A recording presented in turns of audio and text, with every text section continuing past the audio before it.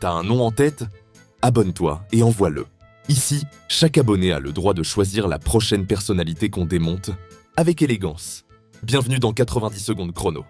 Imagine une avocate qui parle comme un général en burn-out. J'ai le déshonneur de vous présenter Nili Kupfer-Naouri. Elle passe sur CNews et bim, à Gaza, y a pas de civil innocent. Traduction? Si t'as moins de 5 ans et pas d'uniforme, t'es quand même suspect. Et pendant que t'as des enfants qui crèvent de faim, elle te sort que les camions d'aide.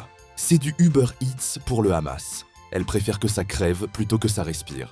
Humanité, option désactivée. Et après ça, elle poste sur LinkedIn comme si elle venait de sauver des dauphins. Nili, c'est la championne du monde du rien à foutre. C'est pour le grand Israël, baby. Un vrai spectacle d'indifférence à couper le souffle, mais pas celui qu'on voudrait voir.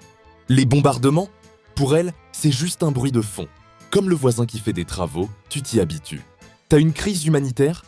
Elle te répond avec un mail automatique en mode « Merci de patienter ». Votre vie est en file d'attente. Elle débite des phrases tellement creuses qu'on pourrait y cacher une piscine olympique et y faire du plongeon. Le pire, c'est qu'elle croit vraiment que si on répète assez fort « Il n'y a jamais eu Gaza », ça va devenir une légende urbaine digne d'Harry Potter. Alors, la terre promise? Officiellement, c'est signé par Pharaon en personne, le premier notaire de l'histoire. Le gars tamponne avec son seau crocodile, vend la maison et oublie de filer une copie du contrat. Sérieusement, c'est comme acheter une maison sur le bon papyrus, livrée sans clé, sans porte. Et avec 12 voisins qui crient que c'est chez eux depuis Ramsès II. À votre tour, Pharaon a-t-il vraiment signé le bail?